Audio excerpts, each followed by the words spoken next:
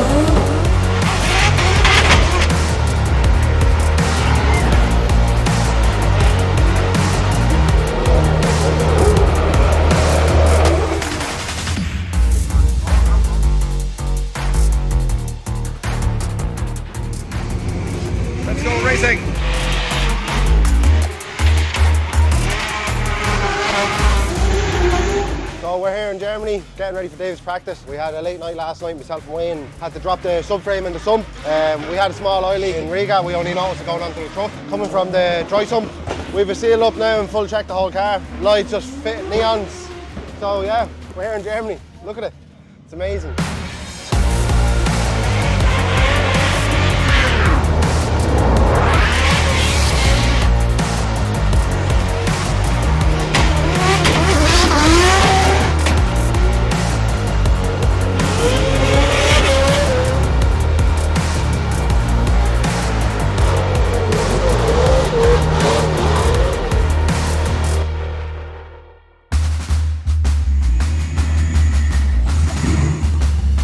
Always nervous for the first lap, but I love this car and I love this track, so I'm actually excited to get a lap or two in. Usually I'm more nervous, so that's probably a good sign. But let's hope she stays together. We fixed everything we need to fix, and she's ready to blow.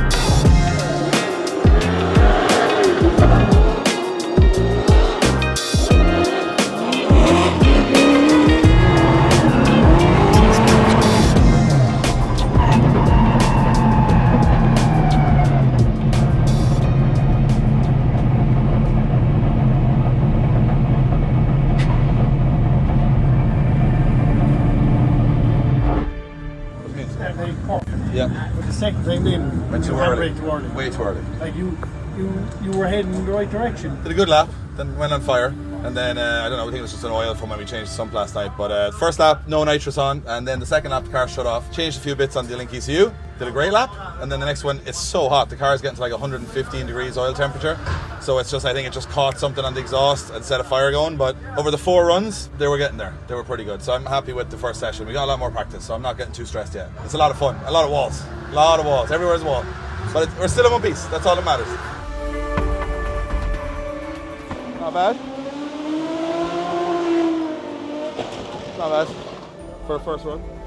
A few things to tidy up, but that's what practice is for. Okay, so back in the clubhouse, and something has just arrived that I want to show you guys. And it's this, the M4 Pro S Dashcam from Bantru, and the sponsor of today's video. So, let's see what's inside. You have the main unit that has 2 cameras, front and back. A separate camera for the rear that you can put inside or on the exterior of the car. Cables to connect up everything. It also comes with some extra sticky pads and some wire protectors. Now, this was a super easy installation that only took about 5 minutes. You simply put the cameras where they need to be, with the rear camera being external, obviously it's waterproof, run the cables through the car, connect it all up, and away you go.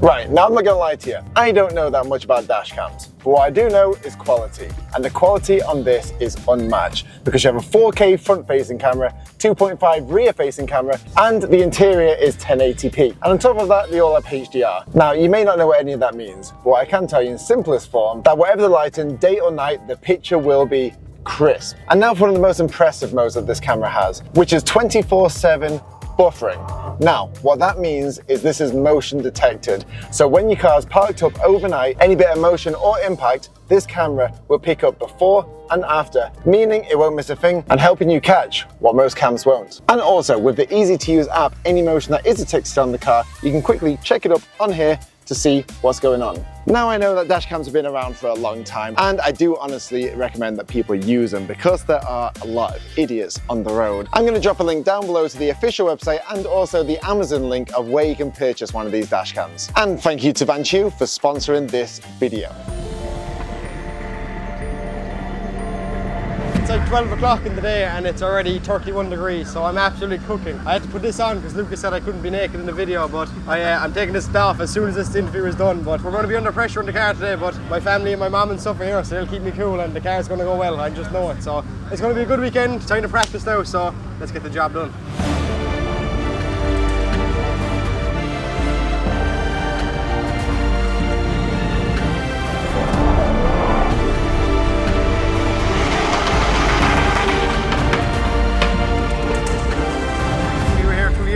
Lucas doing the Iron Drift King. Both myself and Conor drove, and to be back here now again this year, it's class. I love this place. This round is important now. You know, we're in the top 10 now, we want to stay there for the rest of the season. So, same as usual, he's done a lot of work now at home on the sim, and he has a new spotter this weekend as well. Kevin O'Connell has the ex-Drift Masters judge. He's here Head with us. judge. Ex-Drift Masters head judge. Head judge, that's it. Yeah. So he's here helping Conor this weekend, which is a massive thing for Conor.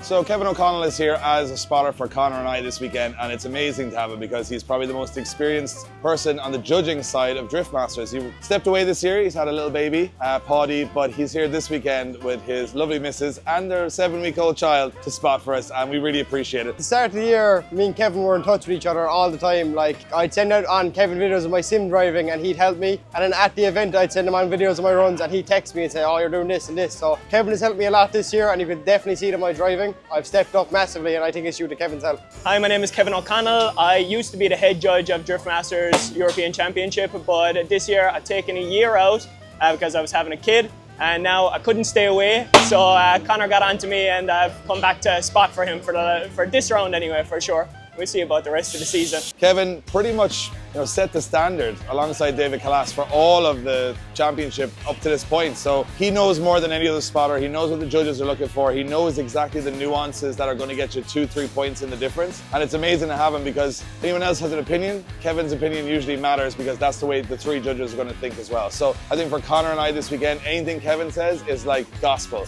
They're working away now, they're out watching the other groups practicing and making a plan for themselves. So hopefully it all goes well. He's going out now for his first practice session. The lads have been working on the car all morning and everything seems to be 100%. So we'll just go out, get comfortable, do his bit today and get ready for tomorrow.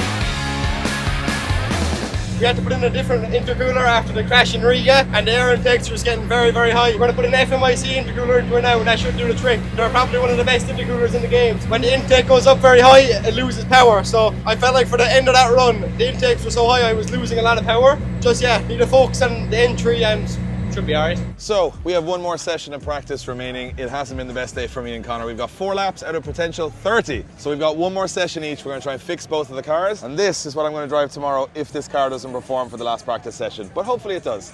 But you know, actually way too bright here. It's time for some night practice. It's the first time I've driven in the dark this year. I'm excited about it. It looks crazy out there. Let's just hope the car works. 2 clean laps is all we need.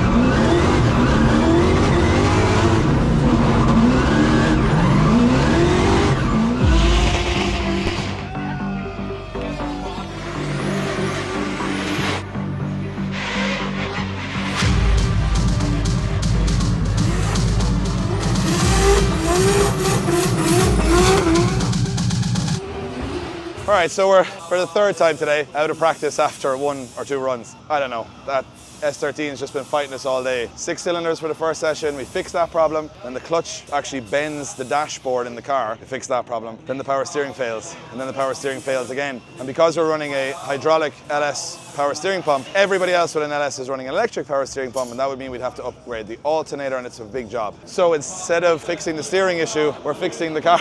So we are running the Supra for tomorrow. To be honest, I'm inexperienced, I need practice. I've missed 80% of practice in Riga, and now 80% of practice here so far. I need the laps, and to be fair, the Supra is trickier to drive, but it works every lap. First time ever I drove the Supra was here last year, and I think it's a much better car now and setup wise. So tomorrow we're going to send this thing and hopefully get some better luck.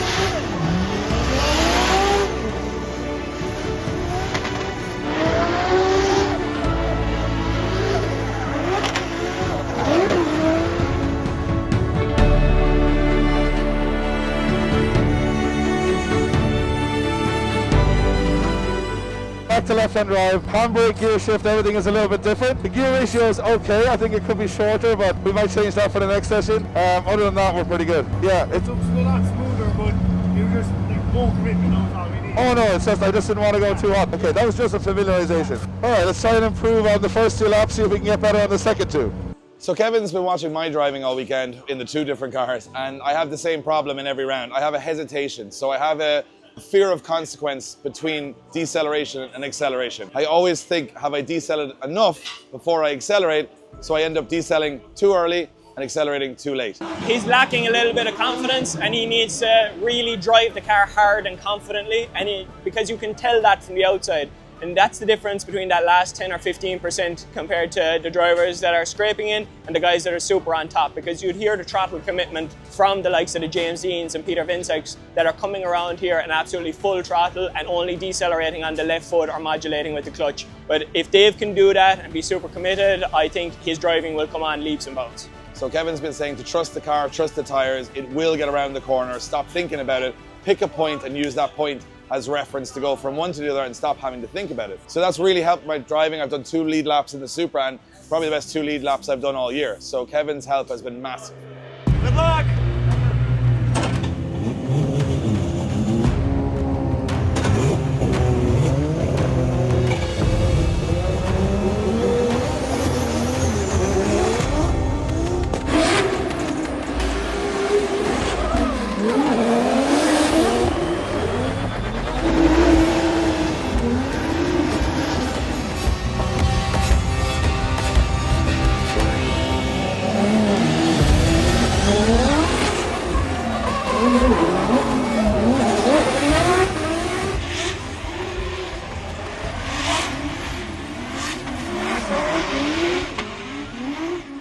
So the first practice session now of Friday is done. I'm happy enough.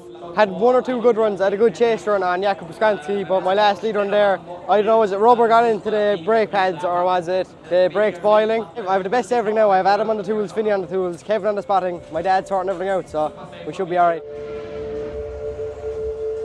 Alright, so it looks like we are going to be in the Supra for qualifying. I did 3 practice runs. They were tentative enough. It's a little bit different in this car because you're going back from right-hand drive to left-hand drive, V8 to turbo, and it's quite different in terms of chassis and trying to figure out where the walls are compared to the size of the car. But to be honest, they were the best laps I think I did this weekend. So the car is working really well. I have limited practice, but I have driven here before. I'm going to send it. I'm going to do my best again. It's all you can do. I think the car and the track are well suited. We're changing a ratio for this last session. I think it'll work well. Excited to go back in the Supra and try and do a good score. I mean, the scoring is going to be insane here today. I think you're going to get a 90 or over to qualify. So we roll the dice again. So hopefully, fingers crossed, all goes well.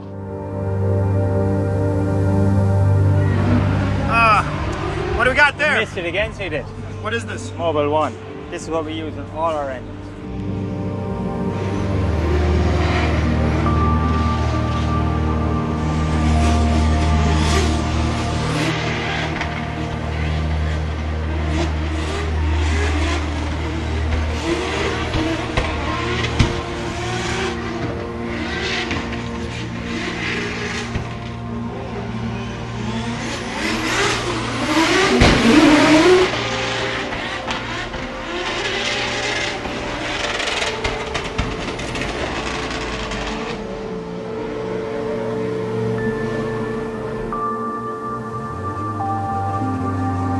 We're going to be busy, but it's the joys of the motorsport. We'll get this fixed, there's no problem with this. We have everything, wise fab, everything for the back of this car spare. So I have absolutely zero worries about the car.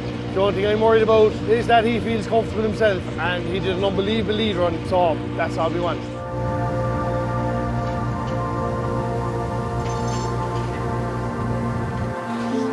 My lead run was the first one I actually got the track nailed. Then I went out for my chase run and Ite had a problem in front of me, his car shut off and I tried to stop in time but I couldn't and we just made contact. So another hit to the list for this car and the lads are going to have to work so hard now to get this done before qualifying. So it's another sickener to be honest because this is a job we didn't need to do before qualifying. So hopefully we can get it sorted, but I don't know, it's just been a stressful weekend so far.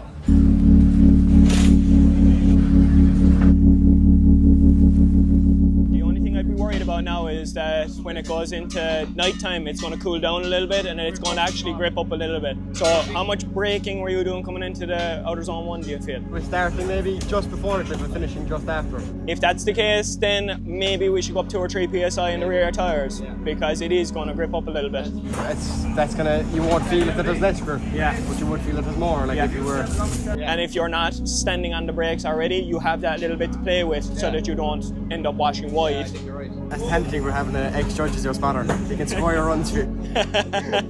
Drive the door handles off the thing. Oh yeah, we'll drive it on. Yeah. It is the pursuit of perfection. Like, you are trying in that 40-second run to not make any errors, to make the judges super happy, not have any bobble, not any correction, decel in the right place, have the same angle everywhere, exact right line the whole way throughout. If you can top qualifying, it's an absolutely phenomenal achievement.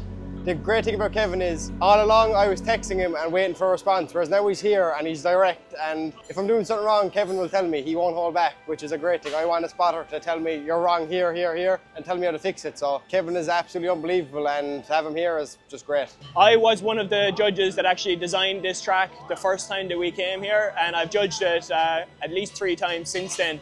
So I know exactly what a judge is looking from it from that point of view.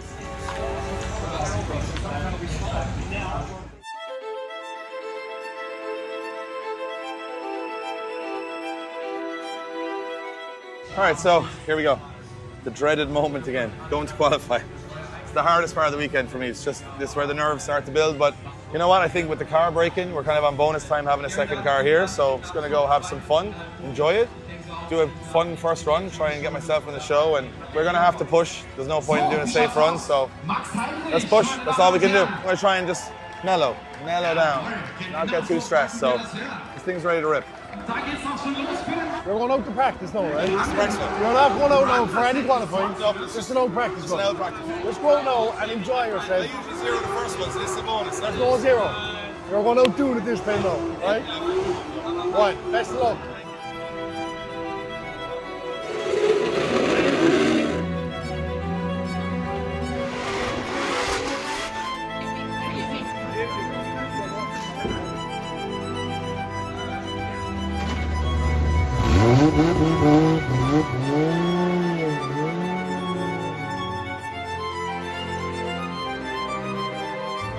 I've been very impressed with him now all morning, Lucas, in practice. You know, he jumped straight back into the Supra, and he's actually, you know, he's driving the best he's ever drove the Supra. So hopefully, you know, the nerves don't get to him this time.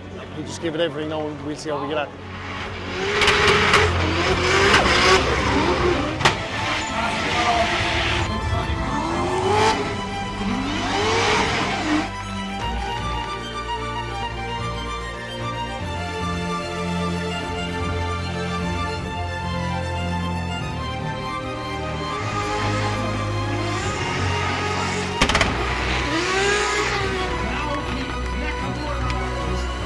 Dave's up on the line here. He's in the burnout box here now, so first run. Let's see how it goes. As we go back to the start line, it's going to be Dave Egan. And yes, he is back in the Toyota GR Supra. Unfortunately, drove the PS13.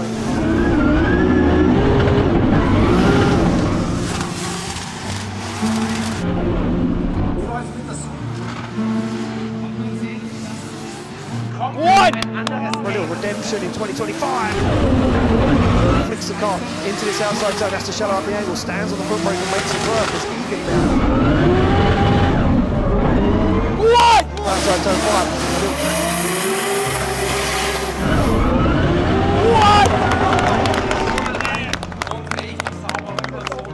5. Definitely mid-80s at least, anyway. That was brilliant. Very good. Jeez, he's after surprised me now. To change back into a left-hand drive car with a turbo and do a run like that is very impressive. To be fair to him. Go, an 86.5 drops on the ball for Dave Egan.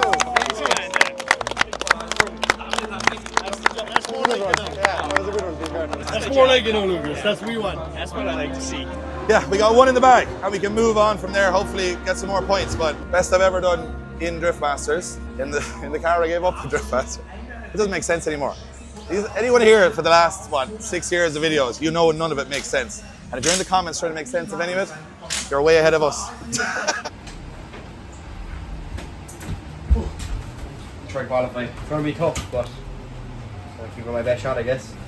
Gonna go do a bit, check a bit. First.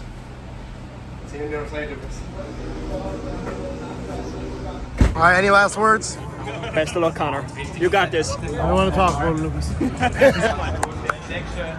go back on the start line to Conor Falvey, the young man from Corkin Island, Nissan Silvia, S15 full carbon Kevlar, 2JZ, 950 horsepower. The DRIFTGAMES driver steps up to the plate. Go on. Yeah, what can he do this season? We're progressing more and more. He said a podium is the next step. Can he make it here this weekend onto the podium as he fires in, but stalls up quite a lot and then has to back up on throttle, works it into that foot.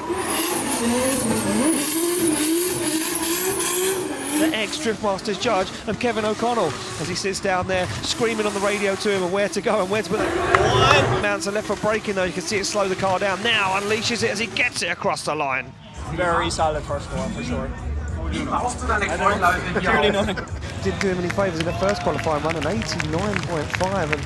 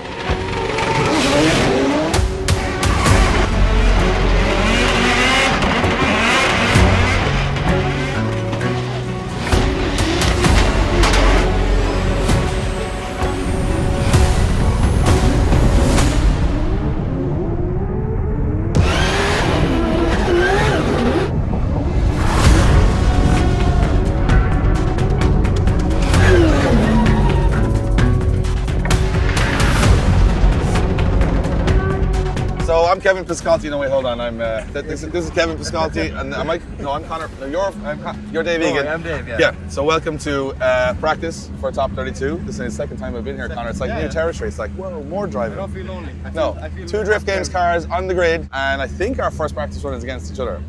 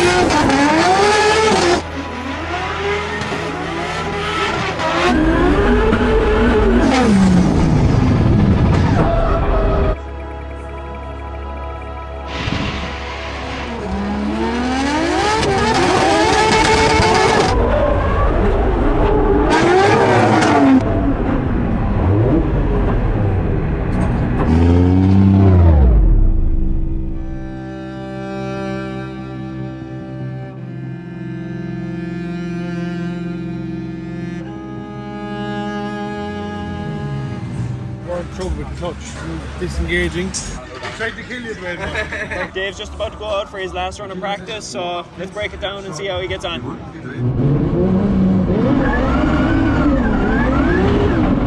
It's in a knee position, nice kick initiation, look good. A little bit of a handbrake drag down to 1, which is absolutely fine. Let's see how he comes out into the second corner. Good kinetic transition.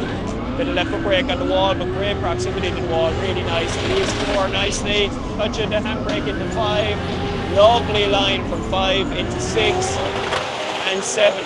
Beautiful lead line, really nice, yeah? Super good lead line from Dave. They'll be confident going into battles now for a lead position. Well, that's the end of practice for me. It was like glass coming in there. Dave, if you're finished now, the lads are going to refuel. Not sure if you're doing the second half of that run or not.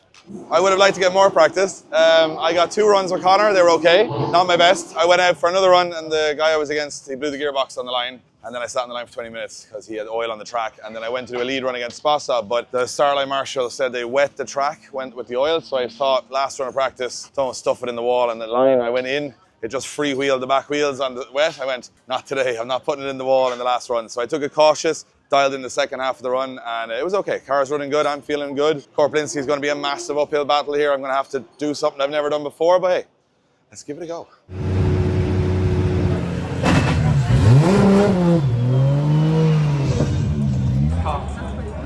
Dave's probably going to win this battle because he has his head in the game now, so hopefully he can push hard and do something for us.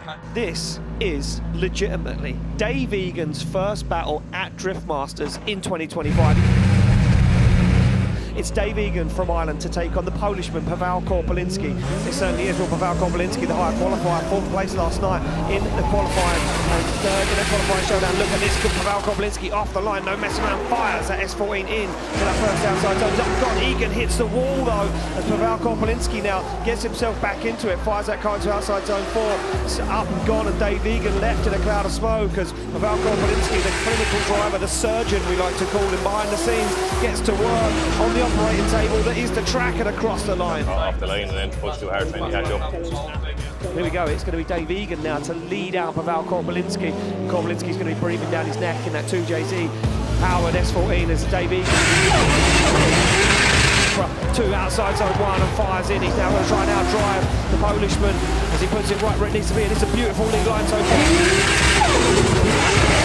Nice and early, straight into it, full throttle from Egan, and look at this, Corpinsky has to shallow up the angle to keep up with the Irishman, as Egan now fires it into 5, he's a little shallow, but he's trying to get away from Paval Corpinsky as a certain... Slide him left for Egan, right for Corpinsky, and it's going to be the Polishman. Paval Corpinsky goes and advances through to the top 16. I just mistimed it, and then I was chasing him, and when I went in, I got caught between the light up, to go, but also catch him. And I didn't get enough of a light up. She just washed. So I need to qualify more to get more chase practice. That's planned for Poland then. But I'm happy.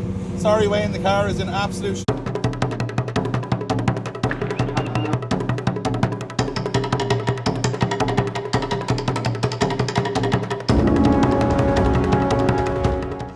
Go out here and win this battle. That's the plan.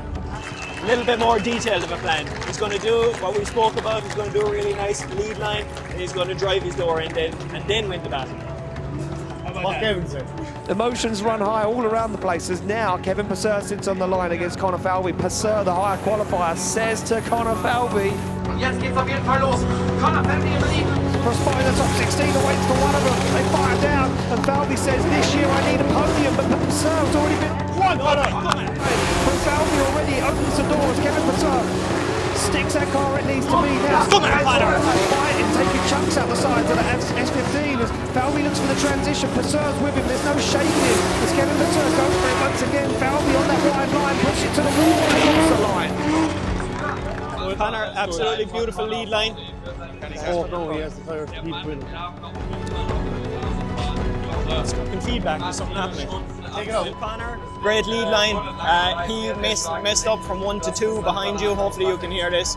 And he was shallowing up on angle as well. So just make sure you're really clean, especially on the initiation. Throttle there. He was going into no man's land. Yeah. He was basically in the grandstands at that point, and then splits off right at the end. That last little bump. They hit. I was just going to say, they hit across the line. No.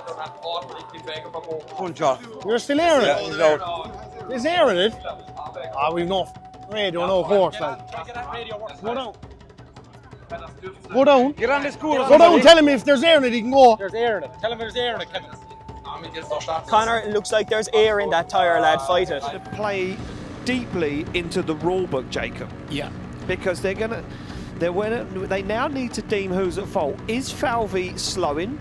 Or did Kevin Purser push too hard across the line? You've got the Wally system, you're looking at that. You tell us how far, and I'm going to... Did he hit the wall or did Purser hit him, I wonder? See Falvey still full throttle, bam, contact, rear wheel to rear wheel. It's radio working out, turned off mine. Radios are full. I think it's working now again. It's working now, turned off Just mine. tell him, did he hit him? Did he hit him? You can see it, ready? Boom. So what that did? Fucking work. Huh? A bit of wall in the last outside zone, and has a very, very slight decel. Oh, you should have a competition timeout. So Falvey just catches a little bit of wall, pulls out maybe a touch of angle as he's coming out of it, and it's all happening at the exact same time. I think the hardest thing about this is it was across the finish line. In my opinion, it looked like Conor was doing nothing wrong. Purser was a little bit over-aggressive and ended up breaking the rim then, as you see on the live stream. I think that Conor should get a competition timeout because of that, but we'll see what the judges say. What? Lads. Ist der Kevin hier oben bei mir? What the... Kevin Purser. How, like? The contact exactly at the finish line. We needed to find out what happened there. That's why it took us so long, because we've been looking on different angles, also into our systems. And what we can see is that Conor is getting to the wall and hitting the wall first, and then there is a contact with Kevin Purser. So Kevin did not create that contact. The contact was created because of the contact with the wall. So that's why we called it as a mistake, unfortunately, for Conor Falvey. He didn't as hit the wall, he was the strong. wheel is damaged too much, he cannot compete anymore. Thank you very much. That's a wrong call. Kevin hit him with his rear wheel. That just shows that he was completely over-angling. Like. Wrong call.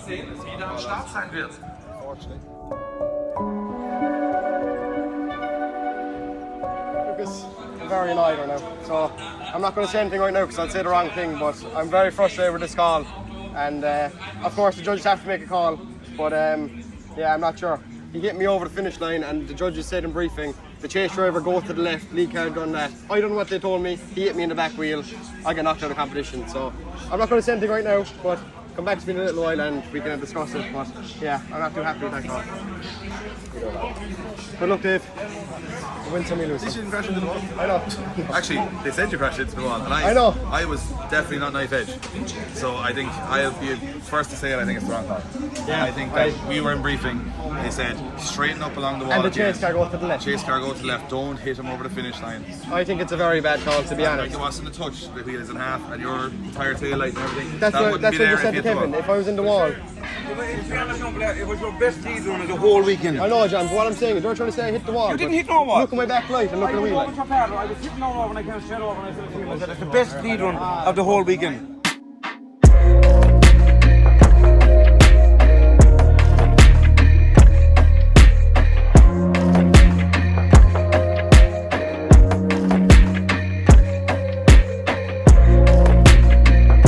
Alright, so we're at the autograph session. Not the best top 32, both of us out in competition.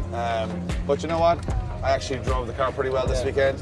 Maybe not as well as some people did. No, it was good. But Laurie's happier where he is. And you had a tough decision. Yeah, it was a bit harsh, to be honest. I even went and spoke to the judges after, and one judge agreed. He said I was in the right, and the other judges had an excuse, but I still didn't agree with it. But everyone's entitled to their opinion. They have theirs, I have mine. And you know what? You have a long career ahead of you, so you're Exactly. going to get some your way, some you won't. That's Exactly. what I've seen It's happen all to, tactical. and you've seen it happen to every driver we've ever watched. So we grow from there, and we've got a little bit of damage to fix on both cars, but I think we're going to make it to Poland. The big question is, what I take to Poland. So some people are saying I should take the V8 because it's a very short, narrow track. Other people are think I should take the Supra because of this weekend. What do you think? I think the Supra. You think the Supra? It's an ultimate car, isn't it? It has It the is. best of everything. But then, Laurie, what do you think? V8 or Supra for Poland? For Poland, I say take the V8. But you know what? Because the Supra doesn't like walls. Like when you have it like in Riga, the first part, it's small angle, it's good. But when you go on the wall, it's like it's tough. It's hard. It's tough. So, what we're going to do is not listen to Laurie Heinen, which we should, or listen to Conor Paval, which I should. I'm going to let you guys decide what should we bring to Poland, the Superjet or the low brain car. Discuss below, and also you can have a chat about Conor's decision and see what you guys think, because you're all judges as well. You watch drifting, and we will see you, I suppose, together again in Poland in a couple of weeks in a stadium with. He's done it. You've done it. I've never been in the stadium. It's crazy, so I'm looking forward to it. And 40,000-50,000 people in the stadium in Poland to finish the season, and hopefully we'll do okay there. Thanks for watching, guys. We'll see you on the next one.